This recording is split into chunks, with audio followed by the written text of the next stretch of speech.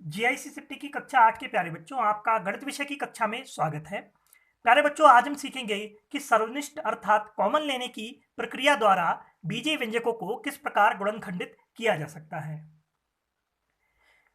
किसी बीजीय व्यंजक के विभिन्न पदों के मध्य किसी चर अथवा किसी अचर अथवा इन दोनों के किसी समूह को सर्वनिष्ठ अर्थात कॉमन लेकर बीजीय व्यंजक को किस प्रकार गुणनखंडित किया जा सकता है, इस प्रक्रिया को समझने से पूर्व आइए सर्वप्रथम गुणन की योग पर वितरकता को एक बार पुनः समझते हैं। हम इस शीर्षक का पूर्व में अध्ययन कर भी चुके हैं। वहां हमने इस संक्रिया का परिमेय संख्याओं पर उपयोग सीखा था, किंतु यहाँ हम इसके प्रयोग के द्वारा सीखेंगे कि बीजीय व्यंजकों में किस प्रकार कॉमन लिया जाता है और कॉमन लेने का आधार क्या होता है। मान लीजिए हमें संख्या 3 व 5 के योगफल को संख्या 2 से गुणा करना है, तो हम जानते हैं कि ये जो गुणन की संक्रिया है यह इस योगफल पर किस प्रकार वितरित होती थी। हम सर्वप्रथम 2 की गुणा कर देते थे 3 से और 2 की गुणा कर देते थे तत्पश्चात 5 से, यानी कि हमें योगफल हमें प्राप्त होता था अगले चरण में 2 गुणा 3 प्लस, अब 2 की गुणा 5 पे करेंगे तो 2 गुणा 5, जिससे अगले चरण में हमें प्राप्त हो जाता था 2 तियां 6 प्लस 2 पंजे 10, और जिससे हमें प्राप्त हो जाता था कितना 16। यदि हम इस संक्रिया का प्रयोग चरों के समूह के लिए करें, मान लीजिए हम x की गुणा करना चाह रहे हैं y और z के योगफल में, तो हम किस प्रकार गुणा करेंगे। x की गुणा सर्वप्रथम हो जाएगी y में, इससे हमें प्राप्त होगा x गुणा y। इसके पश्चात x की गुणा हम करते थे किसमें, z में, जिससे हमें प्राप्त होता था, अब क्योंकि बीच में प्लस लगा है इसलिए यहाँ भी प्लस आया, और x गुणा क्या हो गया, अगले चरण में हमें प्राप्त हो गया x गुणा z, यानी कि हमें प्राप्त हुआ x गुणा y प्लस x गुणा z। इस प्रकार हम देख सकते हैं कि हमें योगफल में दो पद प्राप्त हुए हैं। पहला पद है x गुणा y और दूसरा पद है x गुणा z, और इन दोनों ही पदों में x जो है वह उभयनिष्ठ है, दोनों ही पदों में x कॉमन है। अगर हम इस x को हटाना चाहें, यानी कि इस व्यंजक को पुनः इसी स्वरूप में लाना चाहें, तो हमें क्या करना होगा। अगर हम किसी प्रकार से इस x को बाहर निकाल लें तो हमारे पास क्या बचेगा, हमारे पास पहले पद में शेष रहेगा y और दूसरे पद में शेष रहेगा z। यानी कि अगर हम इसकी उल्टी प्रक्रिया दोहराएं, जैसे अभी तो हमने x की गुणा करी है अंदर ले जाकर, अगर इस x को हम बाहर निकालें तब क्या होगा। अगर हम x को बाहर निकाल लेंगे तो x को हम ऐसे लिख देंगे, ठीक है, यहाँ भी x है यहाँ भी x है, दोनों जगह से हमने x को निकाल लिया, इसकी उल्टी प्रक्रिया दोहराई। उसके बाद हमें एक कोष्ठक लगाना होगा, और पहला पद में से x चला गया है इसलिए यहाँ पे शेष रह गया कितना y, और दूसरे पद में से x चला गया है तो क्या शेष रहेगा, z रहेगा शेष। अब चूंकि बीच में प्लस का चिन्ह है इसलिए बीच में प्लस का चिन्ह भी आ गया और हमने कोष्ठक को बंद कर लिया। इस प्रकार हमने x को कॉमन लेकर वापस जो हमारा मूल व्यंजक था उसके स्वरूप का हमने बना लिया, यानी x गुणा वाई प्लस प्लस जेड के रूप का इसे बना लिया।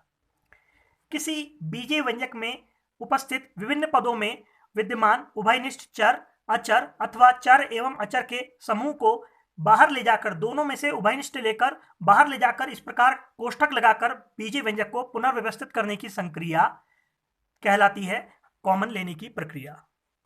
आइए इस प्रक्रिया को कुछ उदाहरणों की सहायता से समझते हैं। मान लीजिए हमें गुणन की योग पर वितरकता के द्वारा इस व्यंजक का मान ज्ञात करना है, तो हम क्या करेंगे। अब हम देख रहे हैं कि यहाँ 2a लिखा हुआ है और इसके साथ गुणा में p प्लस 3q है। हम 2a की गुणा कर देंगे p में, जिससे हमें प्राप्त होगा 2a गुणा p, ठीक है। अब बीच में प्लस का चिन्ह है, यहाँ पे आ गया प्लस का चिन्ह। 2a की गुणा 3q में करेंगे तो हमें मिलेगा 2a गुणा 3q, ठीक है। हम चाहे तो इन्हें आगे भी सरल कर सकते हैं। अगर हम इसी जो ये व्यंजक में इस व्यंजक का ये जो रूप हमें प्राप्त हुआ है जिसमें दो पद हैं, अगर हम इसी व्यंजक में से 2a को उभयनिष्ठ लेकर दोबारा इसे मूल रूप का बनाना चाहें तो हम क्या करेंगे। हम देख सकते हैं कि यहाँ 2a कॉमन है और यहाँ भी 2a है, यानी कि 2a दोनों जगह कॉमन है। अगर हम इस 2a को बाहर निकाल लें, इसे कॉमन ले लें, तो किस प्रकार लिखेंगे। हम ऐसे लिखेंगे 2a, हमने इसे अभी हम इसे अंदर लेके आए थे 2a को दोनों के साथ गुणा में। अगर हम इसको उल्टी प्रक्रिया दोहराएं, यानी कि इसको बाहर ले जाएं, तो हम क्या करना पड़ेगा, हमें लिखना पड़ेगा 2a और फिर एक कोष्ठक लगाना पड़ेगा। कोष्ठक के साथ क्या आ जाएगा, यहाँ पर p शेष बचा तो p, फिर बीच में प्लस का चिन्ह तो प्लस का चिन्ह, और यहाँ पर क्या बच गया 3q। तो इस प्रकार हमने पुनः कॉमन लेके इसे मूल व्यंजक के स्वरूप का बना लिया। इस प्रकार हम कह सकते हैं कि किसी बीजीय व्यंजक के विभिन्न पदों में से कुछ कॉमन लेने की प्रक्रिया गुणन की योग पर वितरकता से उल्टी संक्रिया है। क्योंकि अगर हम देखें तो योग पर गुणन की वितरकता के दौरान हम क्या करते हैं, किसी एक संख्या या संख्या समूह या गुणनखंड या चर चर के समूह को ले जाकर कोष्ठक के भीतर गुणा कर देते हैं उसकी, ठीक है, अंदर के जितने भी पद हैं उसमें क्या कर दी जाती है, गुणा कर दी जाती है। किंतु कॉमन लेने में हम क्या करते हैं, उसी उभयनिष्ठ गुणनखंड को गुणनफलों में से निकालकर विभिन्न पदों के गुणनखंडों में से, यानी कि उन पदों के अगर हम अलग अलग अंदर गुणनखंड करें, उन गुणनखंडों में से निकाल कर हम उसे कोष्ठक के बाहर रख देते हैं। इस प्रकार हम कह सकते हैं कि यह वितरकता से बिल्कुल उल्टी संक्रिया है। वितरकता जब हम करते हैं योग पर गुणन की, उस स्थिति में हम क्या करते हैं, बाहर के संख्या समूह या चर चर समूह को भीतर ले जाके गुणा कर रहे होते हैं। और जब हम कॉमन ले रहे होते तो हम क्या करते हैं, उन्हीं उभयनिष्ठ गुणनखंडों को जो कि विभिन्न पदों में विद्यमान है, उन्हें हम कॉमन लेकर, या एक प्रकार से समझिए हम उन्हें कोष्ठक के बाहर ले जा रहे होते हैं, उन्हें उन मूल पदों से पृथक कर रहे होते हैं। आइए इस प्रक्रिया को कुछ अन्य उदाहरणों की सहायता से समझते हैं।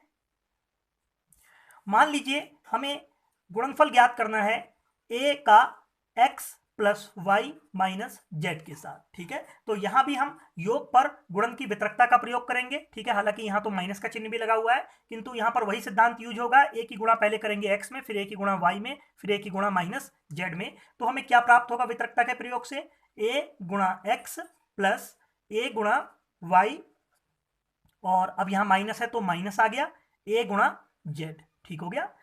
अब अगर हम इन तीनों पदों का अवलोकन करें, ठीक है, यहां पर तो हमने वितरकता का प्रयोग कर दिया, अगर हम यही कॉमन लेना चाहें तो कॉमन देखिए क्या दिख रहा है, यहाँ पर a देखिए यहाँ भी है, a यहाँ भी है और a यहाँ भी है, यानी कि ऐसा कह सकते हैं कि जो यहाँ पर चर a है वह तीनों पदों में विद्यमान है। तो यदि हम चाहें तो इस a को हम बाहर निकालकर इन तीनों इन तीनों पदों का संयोग से हमारा बीजीय व्यंजक बना है, इसे पुनः गुणनखंडित रूप में लिख सकते हैं। अगर हम a को कॉमन लेंगे तो क्या बचेगा, कॉमन लिया जब जाता है तो ऐसे जिस चीज को कॉमन लेना है उसे हम बाहर लिख देते हैं इस प्रकार, ठीक है।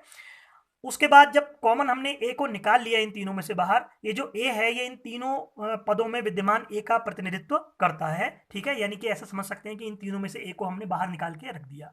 जब भी कभी आप किसी पद समूह या किसी बीजीय व्यंजक में से किसी संख्या या चर या संख्या के मिश्रण को आप कॉमन लेंगे तो उसके बाद आपको सदैव एक कोष्ठक लगाना होता है, ठीक है। अब कोष्ठक लगा लिया हमने, a को हमने अगर यहाँ से हटाया, पहला पद जो a गुणा x है, इसमें से अगर a को हटा लेंगे तो क्या बचेगा, यहाँ पर खाली x बचेगा, हमने ऐसे लिख दिया x, ठीक है। अब a गुणा y था, इसमें से अगर हम a को हटा लेंगे तो क्या बचेगा, प्लस का चिन्ह और y, हमने लिख दिया प्लस y, ठीक है। इसी प्रकार माइनस का a गुणा z में से अगर a को हटा लेंगे तो क्या बचेगा, माइनस का चिन्ह और z।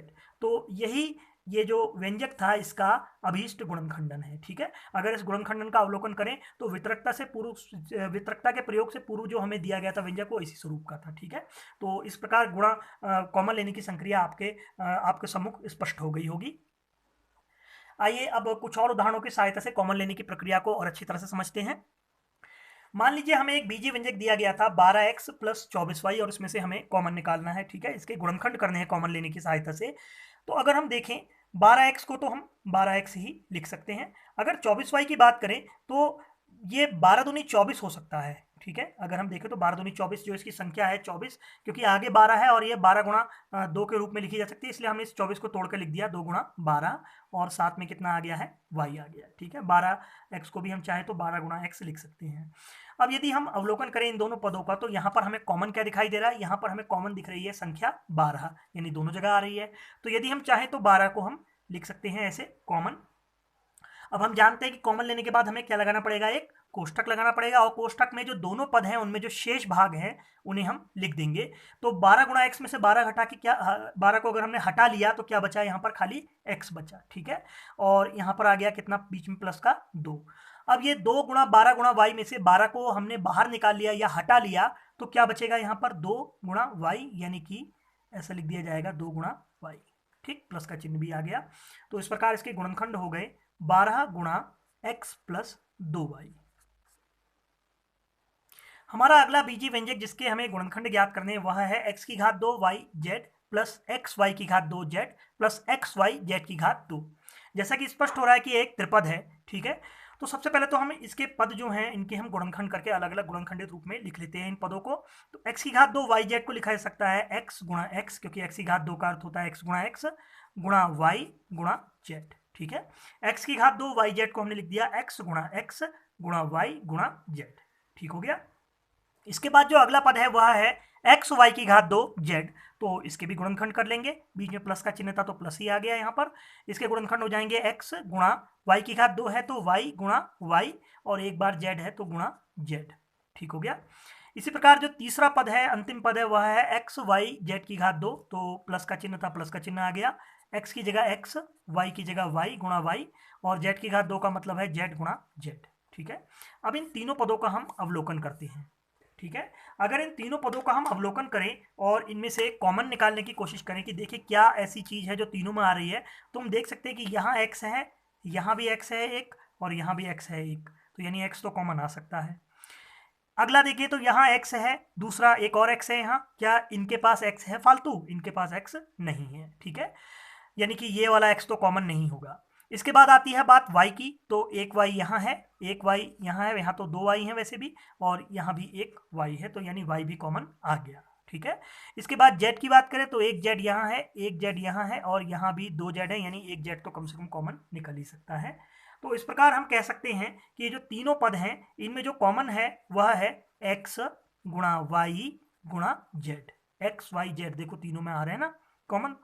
अब कॉमन हमने लिख लिया बाहर। ठीक है, बीच में एक गुणा का चिन्ह चाहे तो और लगा दें, और जो शेष बच रहा है इन पदों के पास उसको हम लिख देंगे चिन्ह सहित। तो पहले पद के पास बच रहा है x, दूसरे पद के पास क्या बच रहा है, प्लस का चिन्ह और y, तीसरे पद के पास बच रहा है प्लस का चिन्ह और z। ठीक है, तो यही हो गया अभीष्ट गुणनखंड। x गुणा y गुणा z को लिख सकते हैं x y z, और गुणा का चिन्ह चाहे तो नहीं भी लगाएं आप, कोई फर्क नहीं पड़ता, आप गुणा का चिन्ह ना लगाएं, सीधे कोष्टक लगा दे तो उसका अर्थ यही हुआ एक्स वाई जेड गुणा जो भी कोष्टक में लिखा हुआ है। तो हम नहीं लगा रहे हैं गुणा का चिन्ह, और यहाँ लिख दिया x plus Y plus Z. ठीक है, यही दिए गए बीजीय व्यंजक के अभीष्ट गुणनखंड हैं।